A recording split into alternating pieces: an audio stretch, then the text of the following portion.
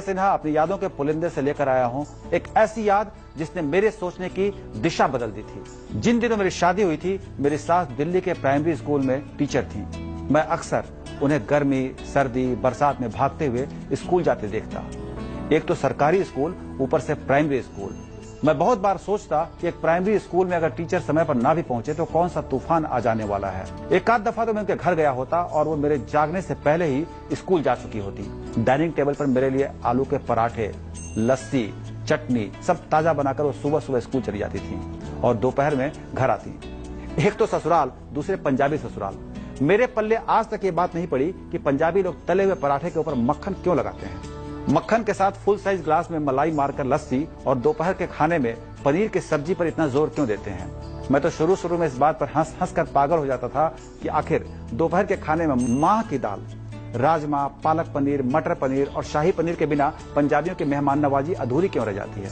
और इसका नतीजा ये हुआ कि शादी में मैं जो कुल 62 किलो का था, शादी के साल भर के बाद 74 किलो का हो गया। लगने को तो दिल्ली वालों को पानी भी लग जाता है, मैं तो सीधे सीधे ससुराल का घी पी रहा था। खैर, आज की कहानी ससुराल की सेवा गाथा नहीं सुना रहा। आज कहानी का सारांश इस तरह है कि मेरी सास बिना नागा किए, देर किए रोज स्कूल पहुंच जाती थी। उस सरकारी स्कूल में जिसे सरकार भी सीरियसली नहीं लेती थी।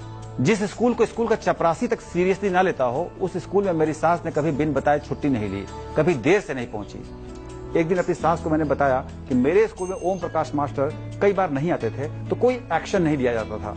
फिर अब प्राइमरी स्कूल के बच्चों की पढ़ाई को इतनी गंभीरता से क्यों लेती हैं? एक आध दफा देर हो जाए तो कौन सा पहाड़ टूट पड़ेगा। वैसे भी सरकारी स्कूल में कौन सी पढ़ाई होती है जो इतनी माथापच्ची की जाए। मेरी सास ने मेरे सवाल का जवाब देने से पहले मुझसे सवाल किया। उन्होंने कहा कि बेटा ये बताओ कि उस ओम प्रकाश मास्टर के बच्चे अब क्या करते हैं। मैंने दिमाग पर बहुत जोर डाला। फिर मैंने बताया कि उनके बच्चे क्या कर रहे हैं ये तो नहीं पता, लेकिन उनकी बड़ी बेटी 10वीं तक ही पढ़ाई कर पाई थी। फिर उसकी पढ़ाई छूट गई। बेटा भी ठीक से नहीं पढ़ पाया तो छोटा मोटा कोई काम उसने पकड़ लिया। मेरी सास ने कहा, उन सभी मास्टरों को याद करो जिन्होंने अपने काम को ईमानदारी से अंजाम नहीं दिया। मेरा मतलब पढ़ाई में कोताही बरती, बच्चों को पढ़ाने की जगह स्वेटर बुनने या घर के काम करने में समय खर्च किया या ट्यूशन आदि पर अधिक ध्यान दिया। मैंने फिर दिमाग पर जोर डाला। पंडित मास्टर जी की याद आई। संस्कृत पढ़ाते थे। पढ़ाते क्या थे, बातें बनाते थे। बच्चों से कद्दू, पपीता, केला बतौर उपहार लेकर कॉपी में नंबर दिया करते थे। उस पंडित मास्टर की बेटी पता नहीं क्यों छठी के बाद ही स्कूल छोड़ गई थी। बहुत बाद में पता चला कि उसकी शादी हो गई थी पर पति ने उसे भी छोड़ दिया था। फिर एक एक कर मैंने बहुत से मास्टरों को याद किया। उन मास्टरों को भी याद किया जो सचमुच बहुत ईमानदारी से पढ़ाते थे, जिन्होंने कभी बेवजह नागा नहीं किया। याद आया, गणित वाले पारसनाथ सिंह मास्टर का बेटा तब इंजीनियर बनकर अमेरिका चला गया था जब अमेरिका का दरवाजा सबके लिए नहीं खुला था। हिंदी वाले उपेंद्र राय के मास्टर की बेटी तो मेरी आंखों के आगे ही डॉक्टर बनी थी। मैं अपनी यादों में डूबा था। मेरी सास ने मुझे टोका, कहाँ खो गए बेटा जी। मैंने अपनी सास से कहा कि मैं अपने मास्टरों को याद कर रहा हूँ। मेरी सास ने कहा, क्या याद किया? यही कि ओम प्रकाश मास्टर के बेटे ठीक से नहीं पढ़ पाए। संस्कृत के मास्टर की बिटिया का भी यही हाल था। पारसनाथ सिंह और उपेंद्र मास्टर की कहानी भी मैंने उन्हें सुनाई। मेरी सास मुस्कुराई। उन्होंने कहा कि मैंने इसीलिए आपको याद करने को कहा था। जो मास्टर बच्चों के भविष्य से खिलवाड़ करता है, दरअसल किस्मत उसके साथ खिलवाड़ कर लेती है। जिन बच्चों को स्कूल में पढ़ने के लिए भेजा जाता है या जो बच्चे स्कूल में सिर्फ पढ़ने के लिए आते हैं, उन्हें ईमानदारी से पढ़ाना चाहिए। जो लोग ये सोचते हैं कि कुछ भी करें तो काम चल जाएगा, उनका अपना काम अटक जाता है। अक्सर ज्यादातर शिक्षक के बच्चे ही नहीं पढ़ पाते। मैंने एक भी दिन बच्चों के साथ बेईमानी नहीं की, मेरी सास ने कहा। उन्होंने कहा कि देख लो मेरी दोनों बेटियां पढ़ाई में कैसी निकली। मेरी दोनों बेटियां स्कूल कॉलेज में टॉप करती रही। मतलब ये कि जैसे कर्म करोगे वैसा ही फल मिलेगा।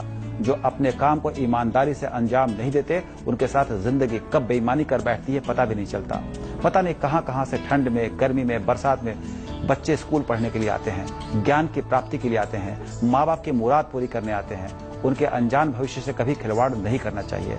मेरी सास ने कहा कि बेटा जी, आपके सवाल का जवाब इतना ही है कि मैं हर रोज समय पर स्कूल सिर्फ इसलिए जाती हूँ ताकि किसी बच्चे की उम्मीदें अधूरी ना रह जाएं, ताकि मेरे बच्चों के भविष्य के साथ कोई मास्टर या मास्टरनी खिलवाड़ न करे। जो हमें अपने लिए पसंद नहीं, उसे हमें दूसरों के साथ नहीं करना चाहिए। काम वही सफल होता है जो पवित्र भाव से, संपूर्ण मनोयोग से किया जाता है। मैं स्कूल समय पर जाती हूँ ताकि जो पैसा घर आए वो तन और मन दोनों को लगे। अपनी सास की बात को सुनकर मुझे याद आया कि मेरे पिताजी भी मुझसे कहते थे कि पैसा कितना कमाया इससे ज्यादा महत्वपूर्ण है पैसा कैसे कमाया है। ये जिंदगी की छोटी छोटी बातें हैं, लेकिन बहुत ही उपयोगी बातें हैं, बहुत ही उपयोगी जानकारी है।